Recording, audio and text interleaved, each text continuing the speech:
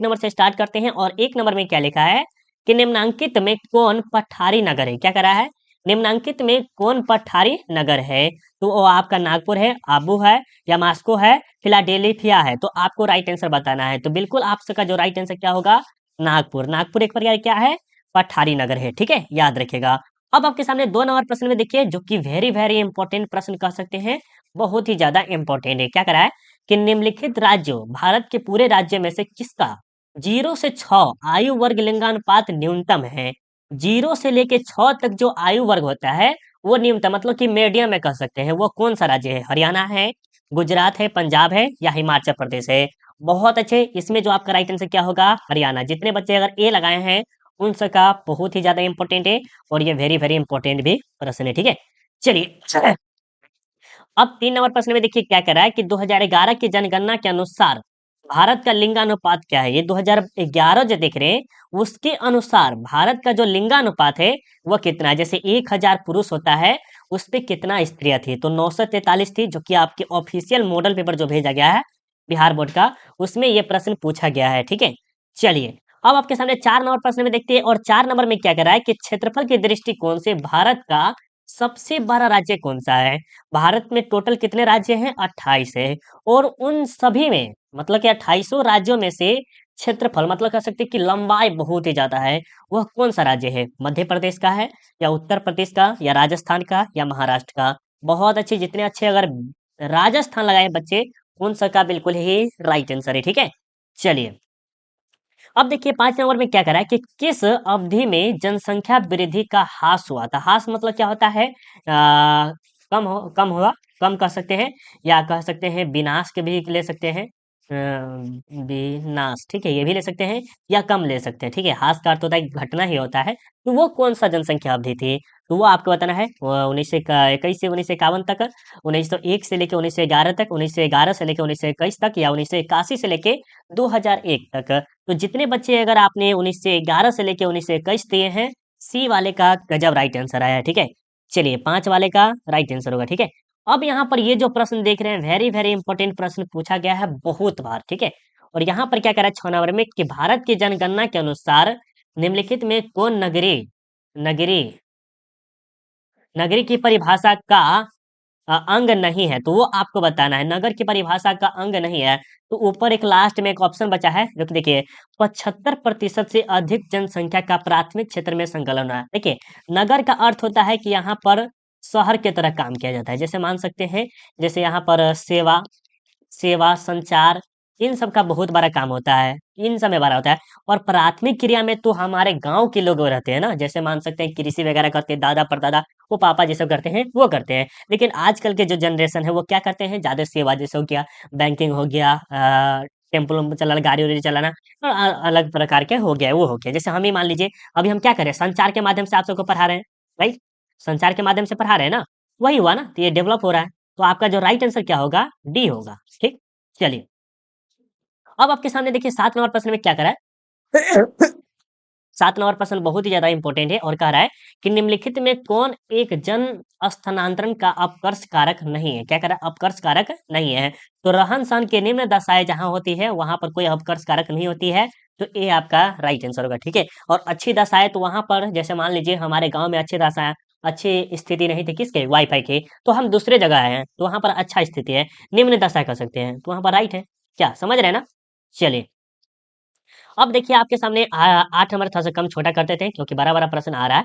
अब देखिए 8 नंबर में क्या करें कि भारत में निम्नलिखित केंद्र शासित प्रदेशों में से किसकी साक्षरता दर उच्चतम है। देखिए टोटल जो भारत में कितने हैं केंद्र शासित, 7 है। पहले 8 था लेकिन एक हट गया है, तो कितने बचे हैं, 8 बचे हैं। और उन 8 में से जिसका साक्षरता दर सबसे हाई है, और सीधे अगर राज्य की बात करें, यहाँ पर देखिए, यहाँ पर केंद्र शासित दिया हुआ है, केंद्र शासित, और यहाँ पर राज्य हम कर देते हैं, तो केरल आएगा। क्या आएगा, केरल आएगा, किसके माध्यम में, साक्षरता के। और जब केंद्र शासित में पूछा है तो लक्षद्वीप, जो कि आपका राइट आंसर क्या होगा, ए होगा। ठीक है, याद रखिएगा। अब देखिए 9 नंबर में क्या करा है, 9 नंबर प्रश्न को अच्छे से समझिएगा, बहुत ही ज्यादा इंपॉर्टेंट है। निम्नलिखित में कौन सा नगर नदी तट पर अवस्थित नहीं है। ऐसा कौन सा नगर है जो नदी के तट पर अवस्थित नहीं है। पटना आप जानते हैं, आगरा भी आप जानते होंगे, ये वो दोनों के दोनों है, लेकिन आपको दो ही ऑप्शन में बताना है। कोलकाता को भी आप जानते हैं, लेकिन भोपाल आप नहीं जानते कि ये क्या है, नदी के किनारे है। तो आपका राइट आंसर क्या होगा, सी होगा। ठीक है, याद रखिएगा। अब आपके सामने देखिए 10 नंबर में क्या कह रहा है कि भारत में केंद्र शासित प्रदेशों की संख्या कितनी है। तो अभी जस्ट हम आपको बताएं कितना है, 8 है। पहले सॉरी 7 है, पहले कितना था, 8 था, लेकिन एक हट गया है। तो अब कितना बचा है, 7। तो आपका राइट आंसर क्या होगा, 10 का ए होगा। याद रहेगा ना, बिल्कुल सर याद रहेगा। अब देखिए आपके सामने 11 नंबर प्रश्न में क्या कह रहा है कि भिलाई किस वर्ग का नगर है। भिलाई जो है वो किसी वर्ग का नगर है, औद्योगिक नगर है, व्यापारिक नगर है, खनन नगर है, या परिवहन नगर है। तो 11 नंबर का फटाफट बता दीजिए। बहुत अच्छे, इसमें जो आपका जो कमेंट आ रहा है वो जो एक प्रकार क्या है, औद्योगिक नगर है। ए वाले का बहुत अच्छे है। अब 12 नंबर में देखिए क्या कह रहा है कि निम्न में से कौन सबसे महत्वपूर्ण जूट उत्पादक क्षेत्र है। देखिए सबसे ज्यादा उत्पादन के, जैसे मान सकते हैं सबसे ज्यादा पानी उनी जहां पर होगा वहां पर कुछ उत्पादन करने में बहुत ही ज्यादा लाभ होता होगा। तो ऐसा क्षेत्र कौन सा है, कृष्णा डेल्टा, या गंगा डेल्टा, या नर्मदा डेल्टा, या कावेरी डेल्टा। तो आप सबको बता दें कि जो गंगा जो डेल्टा देख रहे हैं, बी ऑप्शन होगा, बी राइट आंसर होगा। ठीक है, क्योंकि गंगा डेल्टा में बहुत ज्यादा कृषि इसमें कर सकते हो, उत्पादन अच्छा खासा होता है, राइट।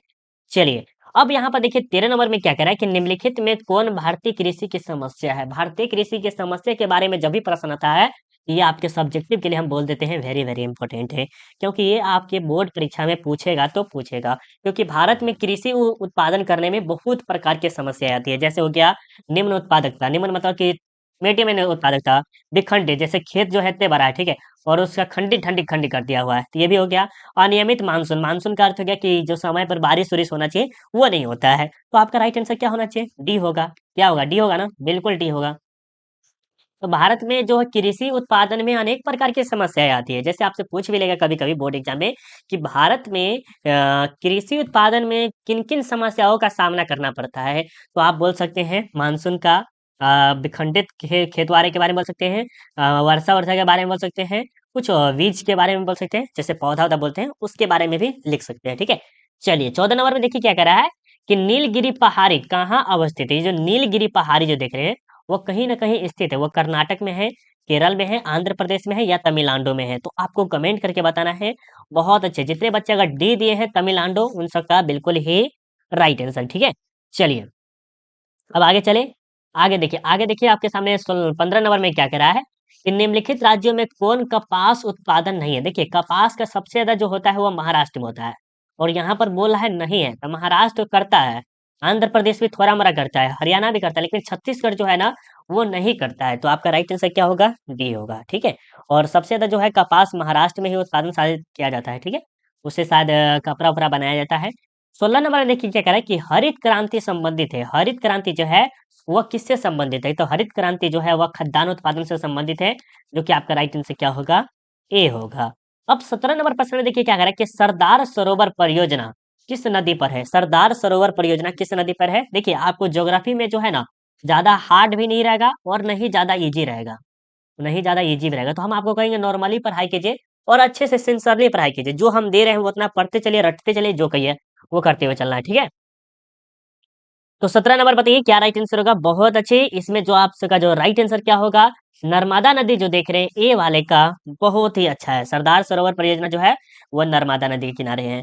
अब 18 नंबर देखिए क्या कह रहा है कि हीराकुंड बांध किस नदी पर बना है। हीराकुंड बांध किस नदी पर बना हुआ है। ये जो है सिंधु नदी में, महानदी में, स्वर्णम रेखा में, या कोसी में। तो आप सबको पता है ना, ये जो हीराकुंड परियोजना जो है वो आपके महानदी में बना है। तो बी आपका राइट आंसर होगा। ठीक है, चलिए 19 नंबर प्रश्न को देखिए क्या करा 19 नंबर में कि निम्नलिखित में कौन सबसे छोटी है। इसमें सबसे छोटी कौन है, ऑप्शन चारों में से। तो ये जो आपका जो सबसे छोटी है वो माही बेसिन देख रहे हैं, वो सबसे छोटी है, सबसे छोटी। ठीक है, याद रखिएगा। अब आपके सामने 20 नंबर प्रश्न में देखिए क्या कह रहा है कि सबसे महत्वपूर्ण जूट उत्पादक क्षेत्र है। सबसे महत्वपूर्ण जूट उत्पादक क्षेत्र जो है, आपको पता है कि गंगा जो होता है सबसे ज्यादा महत्वपूर्ण होता है, जो कि आपको पहले भी बता दिया। ठीक है, रावत भट्टा परमाणु ऊर्जा संयंत्र किस राज्य में अवस्थित है। तो रावत भट्टा परमाणु ऊर्जा संयंत्र जो है वह किसी न किसी राज्य में है, राजस्थान में, कर्नाटक में, उत्तर प्रदेश में, या आंध्र प्रदेश में। तो इसके बारे में बताइए राइट आंसर क्या होगा।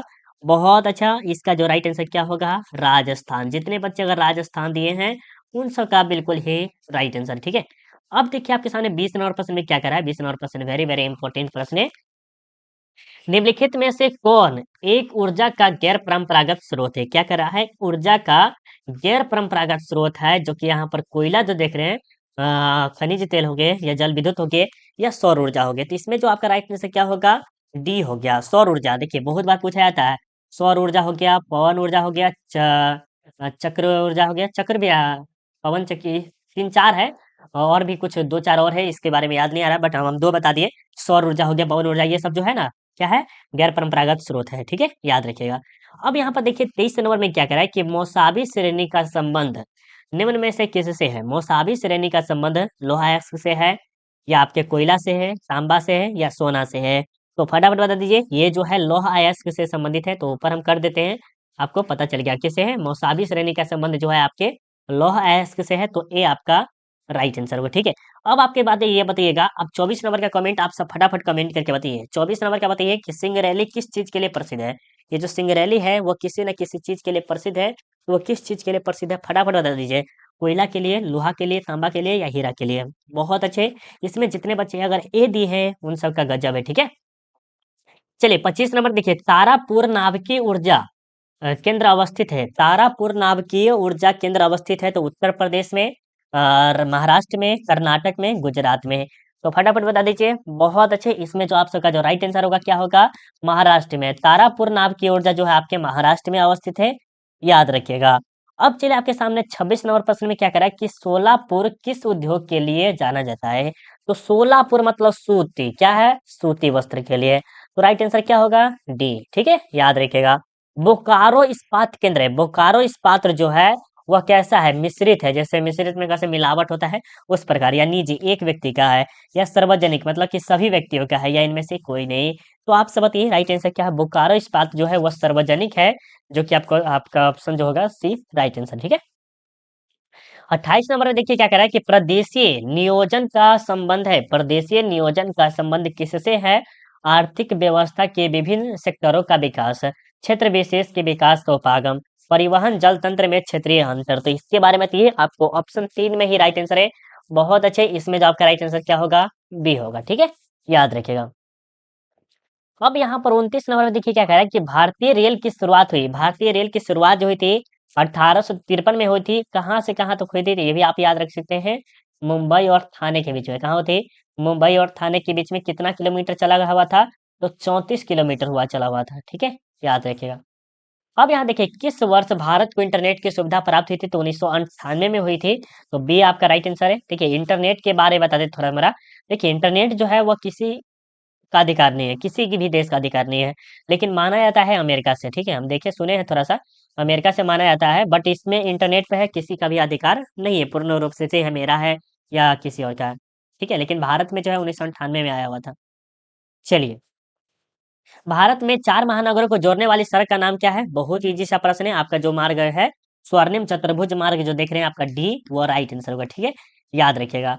उत्तर दक्षिण गलियारा जोड़ता है। उत्तर दक्षिण गलियारा जो है वो किससे जोड़ता है? तो श्रीनगर को कन्याकुमारी से जोड़ता है, जो कि आपका राइट आंसर क्या होगा? सी होगा। अब देखिए आपके सामने 33 नंबर प्रश्न में क्या कह रहा है कि वर्ष 2010 से 11 में निम्नलिखित में कौन भारत का सबसे बड़ा व्यापारिक भागीदारी था? तो वो कौन सा देश था वो आपको बताना है। यूनाइटेड अरब अमीरात, संयुक्त राज्य अमेरिका, चीन या जर्मनी? तो ये भी प्रश्न आपको इजी लग रहा होगा। बहुत अच्छे। जितने बच्चे ए दिए हैं उन सबका राइट आंसर है।